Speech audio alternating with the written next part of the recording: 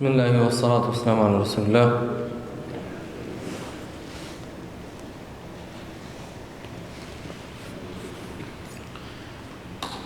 So Alhamdulillah, last week we read through Surah Al-Bayyinah and we started the surah and completed the surah.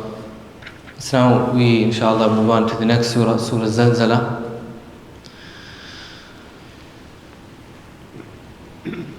Now, the rest of the 30th juz, as we approach, inshallah, closer and closer to the end of the 30th juz, many of the surahs are paired in four. So how before, a lot of times it would be two surahs paired together, two or three, and they would come consecutively, and the themes would be similar, the endings and the beginnings would connect very easily. The structure of the next, till the end of the juz will be that for the most part, is that four surahs, are very connected to each other. For example, Surah Az-Zalzalah, Surah Al-Adiyat, Surah Al-Qari'ah, and Surah Al-Takathur. And they all are very similar, not only in size but also in the theme and the meaning which is shared amongst them. Surah Az-Zalzalah mainly expands on the idea and the image of resurrection, and in specific a part of the resurrection which is the quaking of the earth. And that's what Zalzalah means, the quaking of the earth. And although Allah Ta'ala speaks about this in other places, there's a detail to exactly what behavior and what emotion the quaking of the earth will invoke within man at that moment. How will man feel when man will be seeing the earth quake in the way specifically that it will quake on the day of resurrection? Allah Ta'ala spoke about it in Surah Al-Waqi'ah. Allah Ta'ala spoke about it in the surahs towards the beginning of the 30th juz that we read as well. So it was spoken about over there as well. But over here it's spoken about a bit differently. And so Zalzalah, right, it generally refers to one of the meanings is the quaking of the earth. However, linguistically going down more into the detail and breaking down the word more, Zalzala comes on a certain scale which is known as al-fi'l al-ruba'i al-mujarrad, right? Which is four-lettered verbs. Four-lettered verbs are uncommon in the Arabic language, right? Even the structure Zalzala, right? Most words, you don't find falling on such structure. The scholars of sort of linguistics, morphology, they differ where these four-lettered words come from. Some of them say that they actually come from three-lettered words. So Zalzala actually comes from Zalla. Zalzala actually comes from Zalla. And Zalla means to slip, right? It means to fall over, to trip on something, right? So Zalzala, it means to do that over and over again, right? So there's more extremeness in it, and there's, for a person would fall over and over again and slip over and over again. And for that reason also then the meaning of the earthquake comes. What happens when an earthquake happens? A person cannot have balance, they'll fall over. So that's a linguistic point of view of the word Zalzalah. Now we will go on to the beginning of the surah. أعوذ بالله من الشيطان الرجيم. بسم الله الرحمن الرحيم. إذا زلزلت الأرض زلزالها. Allah Ta'ala says, when the earth quakes with its final quaking. And final is something the translator adds to the brackets, but it's actually a good tafsir, which of zilzalaha, and we'll come to that after. But first being, how does this connect with Surah Al-Bayyinah? How does Surah Az-Zalzalah connect with Surah Al-Bayyinah? And the scholars have two opinions for the most part. One being that Allah Ta'ala towards the end of Surah Al-Bayyinah, Allah Ta'ala talks about the end of everything, right? So جَزَاؤُهُمْ عِنْدَ رَبِّهِمْ, the rewards now, the consequences, the rewards of those people who are obliged to do things in this world. So then the question is, when does that happen? When will this start? Right? And the people would always ask the Messenger of Allah, when is this going to happen? When is it going to happen? Right? So then what is the event which will lead to all of that? Day of resurrection. What is the beginning of the day of resurrection? The Zalzalah. The second connection between this and Surah Al-Bayyinah is that Allah Ta'ala in Surah Al-Bayyinah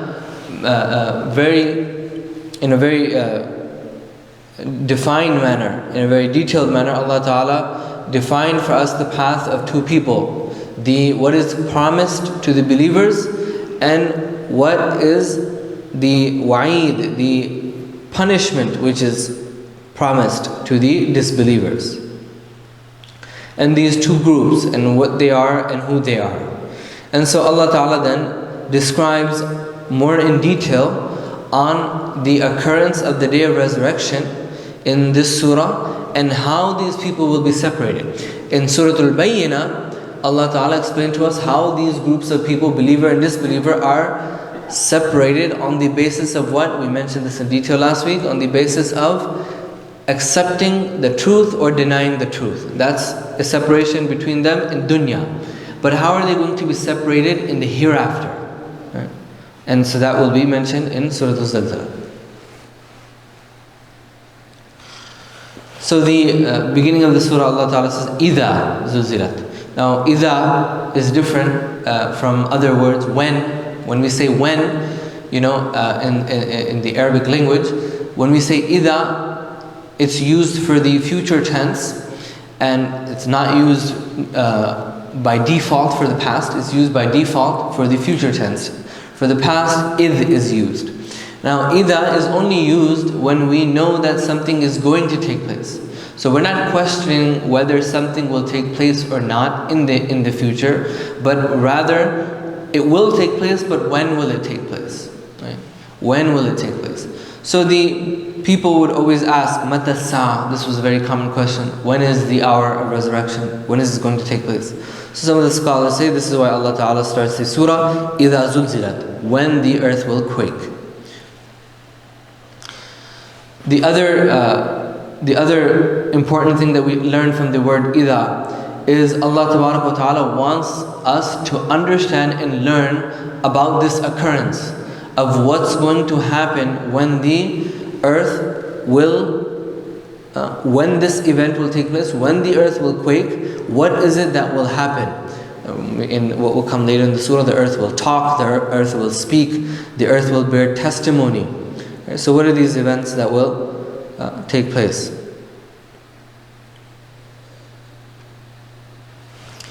The next issue that we can discuss in light of this ayah is, what is this Zalzalah and when will it take place? So the great Mufassir and student of Ibn Abbas, radiyallahu anhu, Mujahid, rahimahullah, his opinion, Imam Razi, rahimahullah, quotes it, and it's that this is going to be there's going to be two quakes, two Zalzalas. Right? And so the first is upon the first blow of the trumpet, and then there will be a second blow of the trumpet, and upon that there will be another quake. There will be another quake. Now Allah Ta'ala did not just say when the earth will quake. We have to pay attention to the style, specifically of what the Arabic language delivers to us, and what we can take from this ayah. Allah Ta'ala says, إِذَا زُلْزِلَتِ الْأَرْضُ زِلْزَالَهَا. When the earth quakes, it's quaking. Right? And this is different. We won't say something like this in English. But in the Arabic language, when a person wants to emphasize something, they will repeat the noun of the verb. So when a person says, the very common example in Nahu or grammar is given, ضَرَبَهُ ضَرْبًا. That person, he didn't just hit, but he hit, a hit which was, recognizable. You could recognize it, right? It has recognition. It's something special, unique, right? So this is a quaking which will be special and unique. That's one thing, number one, we learn from it. But number two, zilzalaha. Allah Ta'ala didn't say a quaking, but its quaking. The earth will quake, its quaking. Meaning, as if, and we learn this later on from the surah, and we learn this from other ayat as well. What does Allah Ta'ala say in the surah? وَأَذِنَتْ لِرَبِّهَا وَحُقَّتْ. That this earth will shake and it will quake, and Allah Ta'ala will command it to do so, and it will rightfully do so. وَحُقَّتْ. It will rightfully do so. So this earth will quake, its right to do so. It will be rightfully quaking. Why will it be rightfully quaking? We'll mention that in the ayat coming, and that will come. But it will rightfully quake. So that's one meaning of zilzalaha. The second meaning being that it will quake, a quaking which has been promised, right? According to the time and according to what the signs of the hereafter which Allah Ta'ala and His Messenger ﷺ have promised, it will quake according to that. In the next ayah, Allah Ta'ala says, وَأَخْرَجَتِ الْأَرْضُ أَثْقَالَهَا.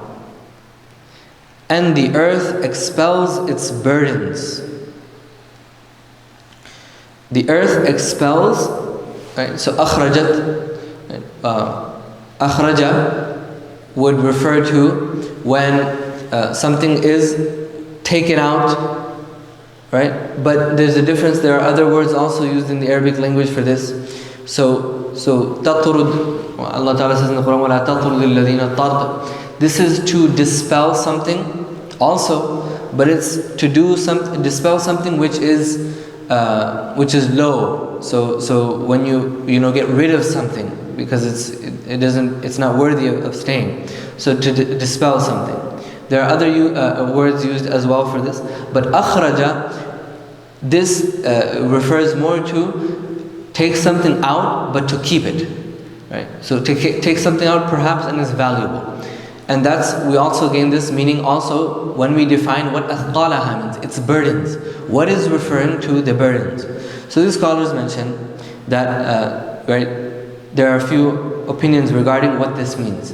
Imam Razi rahimahullah reconciles between this by saying that athqalaha, the burdens, refer to two things. And that is that the earth will quake twice. So what will the earth take out twice? The first being that athqalaha refers to all of the resources it's hiding inside of itself. All the gold, all the silver. And Imam Razi rahimahullah says, the point of this will be, then when people will come out and they will see everything, it is as if it is being said to them, the same gold and silver you died for and you killed each other for and you competed for, why aren't you going after it now? Why aren't you going after it now? But at that point, no one will even pay attention to it. No one will pay attention to the gold, the silver, nothing that is outside. The second burden, right, which will come out of the earth upon the second blow of the trumpet, is human beings themselves, the bodies, right, the people buried in the ground. Allah Ta'ala calls human and jinn what? Thaqalain, right? Thaqal, the burdens, right? Why so? Because when they're either a burden on top of the earth, a weight on top of the earth, or they're a weight inside of the earth, right? The human being is either a weight on top of the earth or a weight within the earth, inside of the earth. And this gives us another meaning as well, which is very beautiful as well. Thiqal also refers to the last, towards the end of pregnancy, the burden that a pregnant lady has, that burden of the child in the womb. So Allah Ta'ala is giving us the example that this earth is like a womb which is carrying all of these burdens, and it will take it out. It will take all of these people out, and it will give resurrection and give birth again to all of these people. The second or our third opinion regarding what athqalaha means, it refers to It's also very beautiful that it refers to the secrets, all of the secrets. Now it's resurrection day. Everything which was happening on the earth, right? This is an important message of this surah. Everything which is happening on the earth, was happening on the earth. It was hidden. Maybe everyone didn't know about it. Now it will come out. Now the asrar, now all of those hidden things will come out. Now accounting will take place. Now compensation will take place. Now consequences will take place. Right? So everything hidden which is there, and we understand this from the coming ayat as well, which will come, that everything will come out. In the next ayah, Allah Ta'ala says, وَقَالَ الْإِنسَانُ مَا لَهَا. And the people will say, what is wrong with it?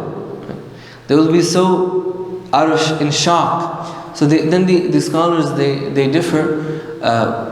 Insan, is this referring to all of human beings, or is this referring to just disbelievers?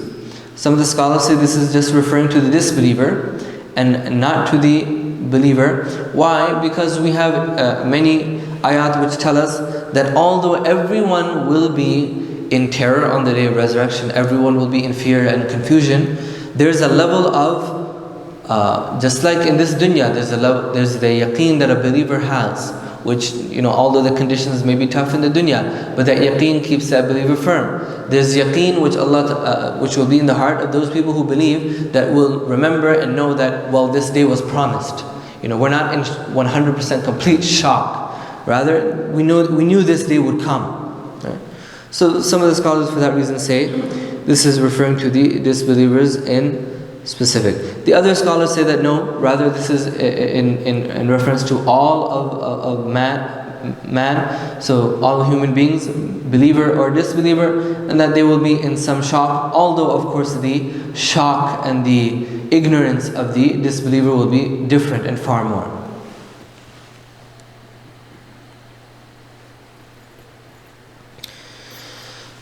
Now the wording, what is it that they will say? مَا لَهَا. What's wrong with it? What does it mean? They will negate what is happening, right? Because again, now this is a quaking like none other, and they will negate what is happening. Why? Because it will be so extreme. Right? What is this occurrence taking place? Why is this happening? Why are we in this situation? They will not want to accept this situation.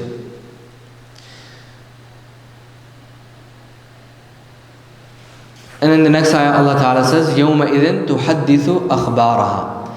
Then what is it that they're going to negate? It's the quaking, it's everything. But what is the message that is coming? That on that day it shall tell all its news. On that day it shall tell all its news. So يَوْمَئِذٍ generally in the Quran refers to something which will come, but a lot of times it refers to something very serious. The يَوْمَئِذٍ, something very serious. So on that day, on this very serious. Otherwise the word يَوْمَئِذٍ, common language as well, isn't really used much. In the Quran it's used. But it's used, why? To refer to something very serious, which will take place on the day of resurrection. So what does this refer to? It will tell its news, it will speak. Some of the scholars say that this is metaphorical. This is that the accounting, everything will be spoken. Allah Ta'ala will shed light on everything which was hidden, and that is metaphorically relating to all of the history of dunya and everything that took place on the earth. The other scholars, and this is the majority opinion, the majority opinion say that no, this is in reality the earth will speak. Imam Razi rahimahullah says this, and he says this, that this is important for us, that we believe in this, that Allah Ta'ala will give life, and He can give life to whatever He wants to. He will give life to the earth. He will make the earth intellectual, meaning give it a aql, and make it natiq, then it will speak. The earth will speak. And it comes in a hadith, the Messenger of Allah sallallahu alaihi wasallam said that إِنَّ الْأَرْضَ لَتُخْبِرُ يَوْمَ الْقِيَامَةِ بِكُلِّ عَمَلٍ عُمِلَ عَلَيْهَا. That the earth will tell of every action which took place on it. Right? Every action, whether good deed or bad deed, every action on every part of the earth that will take place. And we learn right from other ahadith that the Messenger of Allah sallallahu alaihi wasallam told us that every day the skies and the earth seek permission that they could what? The sky could fold and it could destroy the creation for all the sins that are taking place. That the earth could fold and it could destroy all of mankind for all of the sins that are taking place. But what Allah Ta'ala says, amhili, that hold on for the awaited time. Wait for the awaited time for when this has been commanded that it will take place. In a hadith of Imam Tirmidhi rahimahullah as well, in that the Messenger of Allah said that the earth will speak, and it will speak about everything that took place on every corner and every small space on the earth, everything that took place. It will tell what happened, and then it will complain to Allah Ta'ala that this sin took place on me, this injustice took place on me, this took place over me. So this zalzala, this quaking, it's not just a natural phenomenon which will shake man, but it will be this moral phenomenon, this spiritual phenomenon which will shake the human being so much that it will speak and it will bear testimony against mankind. بِأَنَّ رَبَّكَ أَوْحَى لَهَا. And it will do so, so your Lord shall have inspired it. Meaning it will do so, rightfully so. How? Because Allah will have inspired it to do so. Allah will have inspired it to do so. So how will it speak? What will it say? That Allah Ta'ala will command it and it will speak. Then in the next ayah Allah Ta'ala says, يَوْمَئِذٍ يَصْدُرُ النَّاسُ أَشْتَاتًا لِيُرَوْا أَعْمَالَهُمْ. That on that day all people shall issue forth from their graves in divergent multitudes to be shown their deeds. And we'll explain this exactly. But yasdur, sadara means to go away from something, but in specific, in the Arabic language, when people would go to the well to get water, the word wurud would be used, warada, to go to the well. But when you leave the well, then that's called sudur, yasdur, right? So, what does this give us an example? Why is Allah Ta'ala saying that the people will come out of their graves like this? Right? What is this dunya? It's like the Messenger of Allah said, a person's traveling and he stops under a shade and then he rests and then he gets back up and he leaves, and that's the dunya, right? So this dunya is like the example of a people. You enter into this dunya, you go to the well. It's just about going to the well, taking some comfort, drinking some water, and then you have to leave. It's temporary, right? So sudur, this is one of the meanings that we get from this. Then Allah Ta'ala says ashtatan, right? Ashtatan. And ashtatan means to be in separate groups, right? Ashtatan, to be separate groups. In a surah before, we read a similar word. Allah Ta'ala said, "Inna sa'yakum lashatta," that your efforts are, the words that he used here, divergent in an array of ways and diversity. Meaning, human beings make efforts in different ways, different pathways, avenues. So the people also will come out, but they're not just going to come out individually. The people will come out in groups, but separate individual groups. Some of the scholars, what do they say this is referring to? The Jews will come out with the Jews. Even though they died maybe separate, but the Jews will come out with the Jews. The Muslims will come out with the Muslims. The Nasara, the Christians will come out with the Nasara. And for this reason also, this is a second point, but the scholars, for this reason, they emphasize this hukum and this ruling that Muslims must be married with Muslims. Why? Because you want to be raised amongst them. You want to be raised with them, right?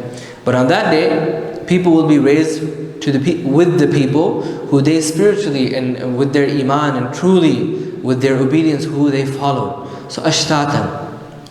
Now this also connects with the surah before. Why? Because Allah Ta'ala in the surah before spoke about this separation, groups, disbelievers, believers, right? So ashtatan, liyuraw a'malahum, to see their actions. So what is it that they're coming out to see? This is what the day of resurrection is all about, is to see the a'mal, to see the actions, what is it that we have done. And in the last two ayat, Allah Ta'ala says, فَمَنْ يَعْمَلْ مِثْقَالَ ذَرَّةٍ خَيْرًا يَرَى وَمَنْ يَعْمَلْ مِثْقَالَ ذَرَّةٍ شَرًّا يَرَى. And so whoever does an atom's weight of good shall see it, and whoever does an atom's weight of evil shall see it. These are the ayat which Ibn Mas'ud radiallahu anhu would say, أحكم آيات في القرآن الكريم, the most decisive ayat within the Quran al-Kareem, right? The most decisive ayat. So, فَمَنْ يَعْمَلْ مِثْقَالَ ذَرَّةٍ, right? Whoever shall, act upon mithqal dharra. Mithqal is a measurement or a weight equivalent to a dharra. Dharra, a lot of times over here as well, similarly, it's translated as an atom's weight. But, if accurately, what, it deserves more description in the Arabic language. As dharra in specific refers to what the way the Arabs would understand it at the time was when it refers to when you have light coming from a window and you have the dust a little bit in the air and you see these little particles, right? You can barely kind of see them, right? Those little particles, you'll see them floating and the light will illuminate them and show them. That's dharra, right? So Allah Ta'ala is telling us that which you never suspected to see, it will come in front of you now.